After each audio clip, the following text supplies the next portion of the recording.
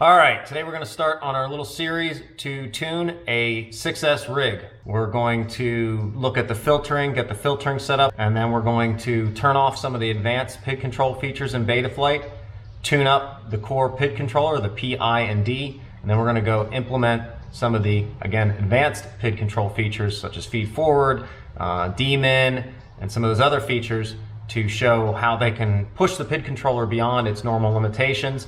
And we're going to show on blackbox how that makes a difference and how it enhances the flight tracking set point closer, helping eliminate any I-term induced bounce back, things of that nature.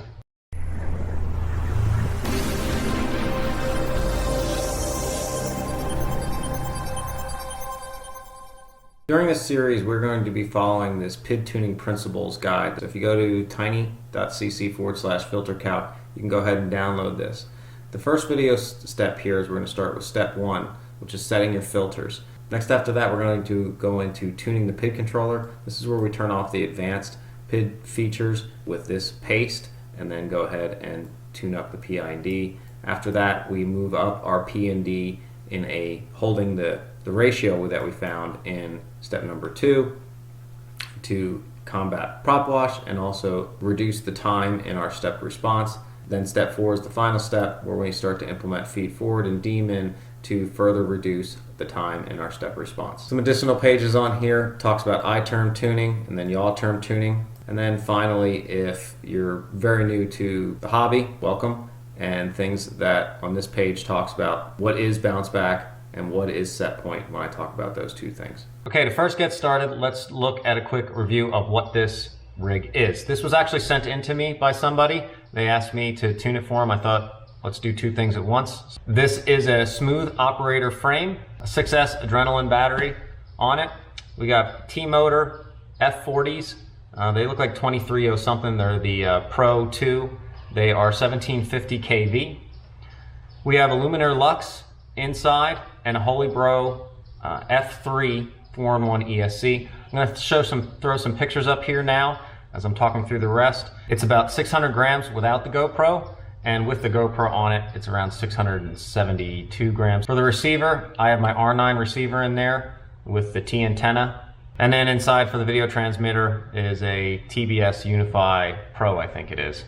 So let's jump over and take a look at the Betaflight setup, and then after that, we're going to do a short flight on it with just a hover test and some quick throttle blips and some flips and rolls and see what the noise is, and more importantly check the motor temps, make sure everything's in good shape there. And then after that, we do a full aggressive flight with gyro_scaled recorded in our debug for blackbox so we can see the raw noise and get the filters set up. We definitely want to set the filters before we embark on any PID tuning, so we're going to just fly the defaults. We want to get those filters set and as aggressive as we're comfortable with, and I'm going to give some guidance on that for what I'm comfortable with at least. Checking our motor temps as we go, but then also looking at the black box. And once we have that, and we're satisfied with that, at least we know we have the minimum amount of phase delay. That's what we're really trying to do, get the kind of that phase delay is the bad part of filtering, but the good part is the attenuation, noise, and vibration, so the D-term doesn't make the motors hot. So we want to kind of get that ratio correct, how much, minimum amount of phase delay, but enough filtering, again, that our motors aren't hot, and our D-term's in control. I'll try to thread that needle for everybody so you can see what that means. And from there, we'll turn off the advanced PID control features and then tune the PID controller, and then we'll start to implement those. Okay, so let's hop into this thing and see what we got. So one of the first things I see in here is this is set to D-Shot 1200. I don't see a need for D-Shot 1200, and I've heard that it can cause issues because it's so quick. D-Shot 600 transmits at a frequency of 8 kilohertz, so that's what our PID and gyro loop are at. So I'm going to go ahead and change that just to look. We got a lot of other things we're doing. We don't need to add in any potential maybes, so just go with something safe for now. We can switch back to D-Shot 1200 later and see if everything still holds the same. But I know D-Shot 600 is tried and true. There hasn't been any reported troubles there. Again, I'm using F port, and then you can just see some of the other settings here. And by and large, everything looks to me to be default here. We're just going to really, well, I think these he might have bumped up a little bit, but we're going to leave that go. I am going to implement my rate, so 3 point. Down below, it looks like he has pushed the feed forward transition up to 0.4. I'm going to change that down to 0.1. I generally fly with less feed forward transition because you'll see Quad has trouble getting pushed into a turn to keep on set point. That's why you need feed forward. And when we get to that spot, you'll see feed forward really needs as much help as it can get to activate as soon as it's possible, and feed forward transition actually works against that a little bit. But we'll get to that spot. Right now we're just kind of doing a general brief here. We have the default of I-term relax set to set point. I'm going to go ahead and set that to gyro for now. The other thing I want to look at is the I-term relax cutoff. By default, Betaflight changed that from 3.5 to 4.0 and raised the cutoff more for racing, for sweeping turns and things of that nature. But for freestyle and for PID tuning, we want to turn that down. So we're going to type in get relax, and we can see this cutoff here is set to 20. We're going to go ahead and change that cutoff to 11. Now we're going to do this, and we're going to save this for doing our tuning of the PID controller, because the thing I really want to tune, and I'm kind of skipping ahead to the next step with this, but the thing I'm going to want to tune after I do the filters is I want to tune the main PID controller, but I really am most interested in tuning the P and the D. And when you do a sharp flip or a roll, the I term, if you're not tracking set point very well, can start to wind up and cause I term induced bounce back. That's why I term relax was brought into play. It's basically saying relax I term during a sharp flip or a roll. But with that cutoff being so high, it's not active very much. With a cutoff of 10 or 11, I always just go to 11. That was the default, but really 10's fine as well. That will make it active more and just take the I term out of the equation for when we're tuning the P and the D and trying to get that P and D ratio, which I'll talk more about that once we get to that spot. Ultimately, we're going to primarily fly the defaults here. The only thing I might recommend changing when we get to the PID tuning part is changing this to gyro, so I'm just kind of looking ahead to that. We're going to leave dmin here the same. The next step, we're really going to turn a lot of this stuff off down here. But let's go look at the filtering. Looks to me like that is defaulted, so we'll leave that as default. Modes, we have the flip over crash, we have blackbox. So one of the primary things we need to do is make sure we get blackbox working. So if you're not used to blackbox, there's two things you either have. You have an onboard SD card, that's what this has. So it has tons of storage. I can store many, many logs. Or you have a data flash. If you have data flash, it's up here. You'd see how much storage is available. To get blackbox to work, all you have to do is initiate a mode. A lot of times folks will do the mode and have aux1, the same aux for arming, and then just move this to the same spots. As soon as it arms, blackbox turns on. Nothing under adjustments, servos, motors. OSD is just OSD elements that are on. One thing I do want to turn on here is my max FFT, so we'll turn that on for OSD stats, and we'll talk about that a little later. Again, going down to the blackbox tab, the next thing we want to look at is make sure this is set to either our internal flash or our SD card, so it's set to SD. We want to make sure this is set to 2 kilohertz recording. That's a minimum, I would say, for just general advice for any craft size, 2 kilohertz. You want to also, if you have onboard flash, you want to erase it. There'd be a button here to say erase, and it would clear this. Don't worry, that flash is not the same flash that holds Betaflight. It's a separate flash chip just for blackbox, so you can erase it at any time. They're two different things. Here, when you have an SD card in, this kind of reads weird. To actually see how much is used up, you can hit this activate mass storage with either onboard data flash or with an SD card inserted, which is great because I can't even get to the SD card with this rig.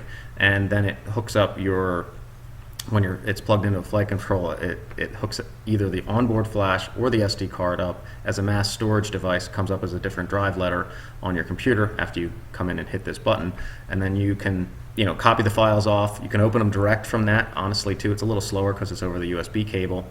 With SD card, you can erase the content then if you wanted to clear it manually, just like you would delete a file off of flash drive. With onboard flash, you have to come back in. There's an erase button that would be here. You have to use that erase button in my experience. You can't have a mass storage, and it kind of protects it. You can read the files, but you can't erase them with the onboard flash, but you can erase them when it's an SD card inserted into the chip.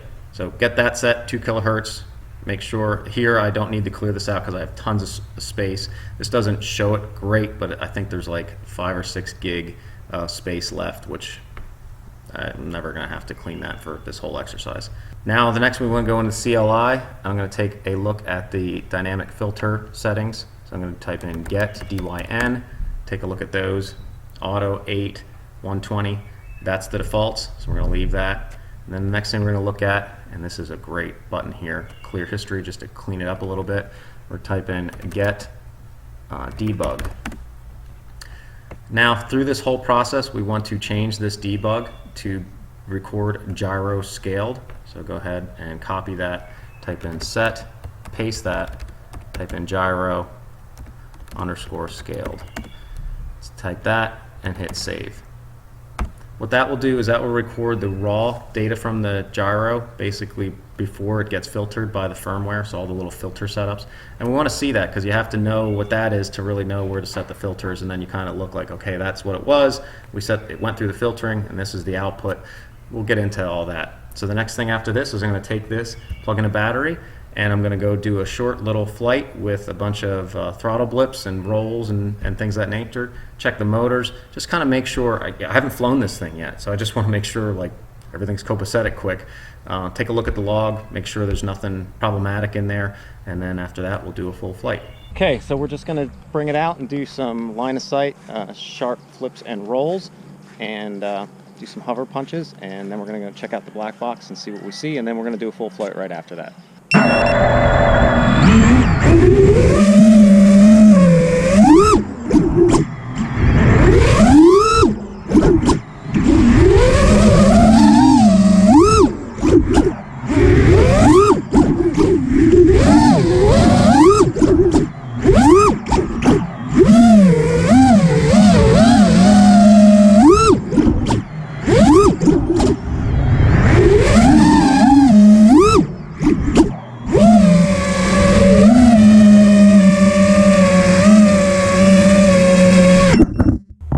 Nothing crazy happened. Checking the motor temps.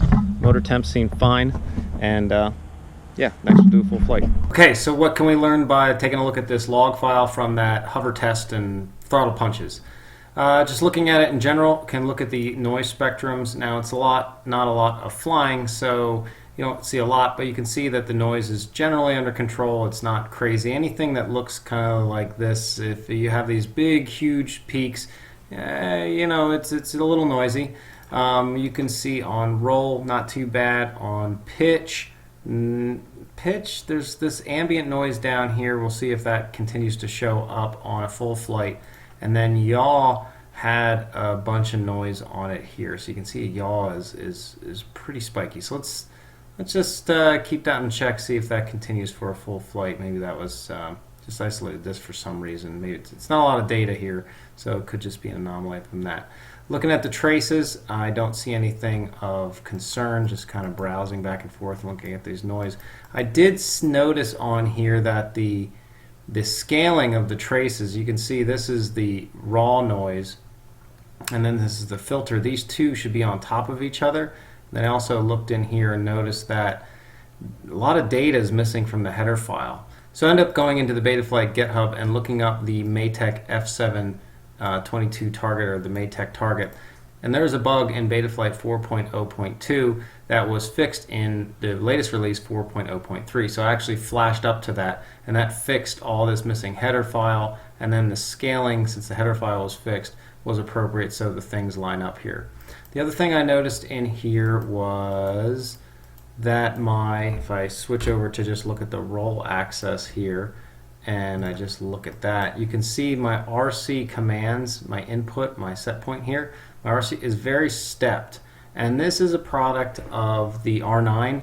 So I'm electing to use 16 channel support because I want to use in-flight adjustments to adjust my PIDs, and that is giving me more of a stepped RC input here, which is really making feed forward. You can see feed forward jumps up and down and up and down and up and down.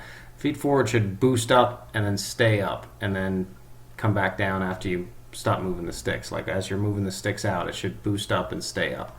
So that's not optimized. So one of the things we can do to fix that up is go into Betaflight here and type in get smoothness.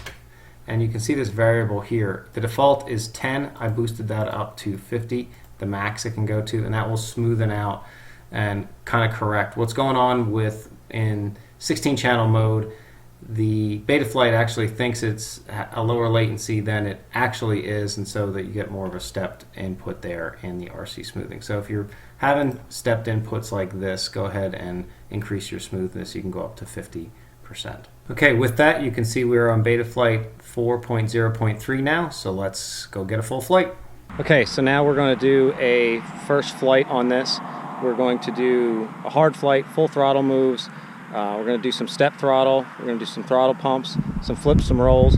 Basically we want to fly it pretty hard so we can get a full spectrum of the motor noise and make sure our proposed filtering is going to cover it all and kind of get an idea for the amplitude and things of that nature. So let's get it done.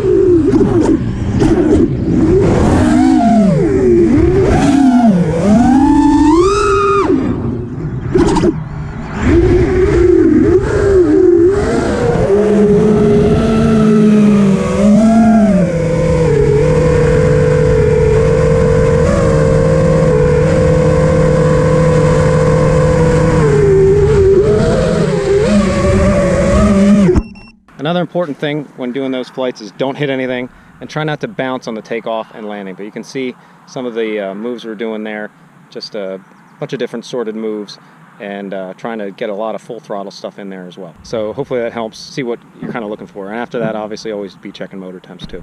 Okay, so what did we end up with? Well, to get started, we're going to open those logs in Blackbox Explorer. If you want to follow along, if you go to tiny.cc/uavtech, and then you go into the BBE trace template folder, you can download this uavtech BF JSON file, and then if you hit the open button on Betaflight Blackbox Explorer and open that JSON file, it will load in these trace setup templates. If you want to know what each trace setup template is, either open up the Word doc or PDF, and in there you'll see the noise analysis is trace setup template 0, roll, pitch, yaw, so on and so forth. So these would be the number keys on the number row on your keyboard, not the number pad. Okay, with that we are looking at trace setup template here, and the one thing I noticed right away when I looked at gyro scaled, so just a little example of what one of these setups is, it's for roll, pitch, and yaw, and it's really the raw noise. So this is pre-filtered, this is post-filtered, and then this is set point. So this is where my RC commands are. So if I look at just here at the roll axis, just to simplify it, you can see this is, I have throttle overlaid on this one as well. So this is the throttle, where I have throttle set. And you can see the pre, this is the no filtering gyro signal. Then this is all the firmware filtering done here on this trace.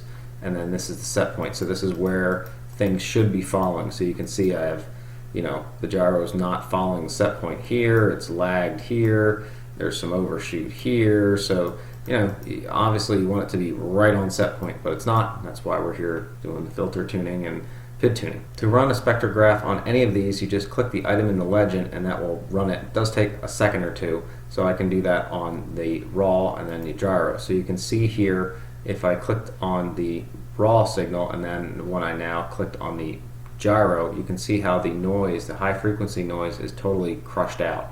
So this graph here basically shows where you have higher amplitude vibration, and then you can see that the gyro filtering is really set up to kill anything above 100 hertz, say. Then it's doing its job. Now if I go back to roll, that access looks pretty good, but I did notice something with this, that pitch does not look great. So if I click on pitch access and look at my raw noise, see how there's all this broad spectrum raw noise on the pitch axis, where I don't see that on roll. So if I click back to roll here, you'll not see that here. See how this is all crushed down? This is what you want it to look like. You want, basically, this is your motion. You want this to be up around 60 to 100 hertz. This kind of dies off down here, and you can slide this slider back and forth to get a sense for that. And then, usually around 200 hertz, you start to pick up the motor vibration. So you really shouldn't have any noise through here. Maybe a little like it shows here, but not much. On the roll, on the pitch axis though, you can see that's not the case. You have this just broad spectrum of noise all the way across. That's troubling. Of course, everything has to be difficult. Why does everything have to be difficult? So I don't know if something's hitting the gyro. I did pop it open and look at it quick. I didn't see anything, but it's something I want to try to deal with because it's very difficult to get optimal filter setup when you have this noise down at the bottom here that you have to deal with. One of the things I do want to fly it, and that I didn't want to do, and we'll probably bring it to next time, is I want to fly this rig on 4S to make sure it's not a voltage spike or voltage spikes feeding back into the gyro. Since they are measuring electrical signals, if you don't have enough capacitance, those voltage spikes could throw things off. I don't know. It's a shot in the dark, but I want to make sure it's not that before I start chasing my tail for other mechanical things. If I look on the yaw axis, that looks good as well. So on the pitch axis, if I go back to that, since that's the most troubling axis, it does look like the filtering when I click on the gyro, so this is the post-filter trace, it's doing a pretty good job, but you can see I still have all this noise down here.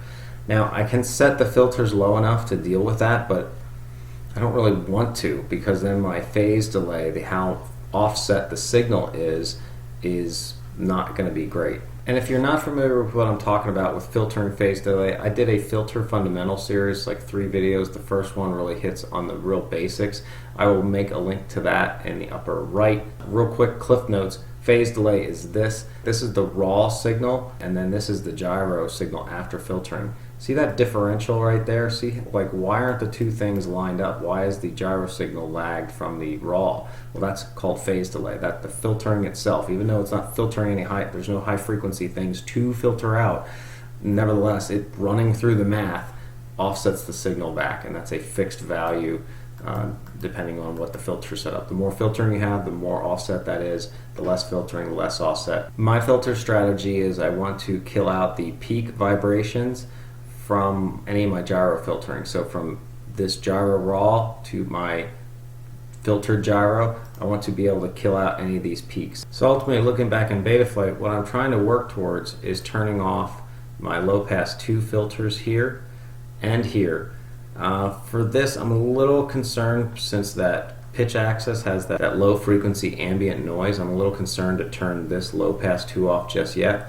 But what I do want to try next on this is just turning off both low pass filters on my gyro. I did a video called Betaflight Filter Strategy, and I'll link that into the upper right hand corner, but essentially finding out that the dynamic notch does like 95% of the work on the gyro to kill any peaks, and then you just have ambient noise, a little bit more elevated since you don't have any low pass filters. And that the strategy I was using is kind of turn off those gyro low pass filters and then apply that directly to the D term. So for this setup, my next flight is going to be on 60 and 150 for the D term range. I'm going to leave this low pass at 100. I'm going to turn off both of these low pass filters here, and I'm going to fly that. I'm going to leave the dynamic notch settings like they are. And yeah, this would be the next one. I think that will actually help with the filtering of that low ambient noise on the pitch axis. Ultimately, I want to try to solve that altogether. That's going to be something that is going to hang us up. So in the next video, we will fly the 4S to see what that looked like, and then also these settings here on the 4 and the 6S. Thanks everybody, and I hope this helped.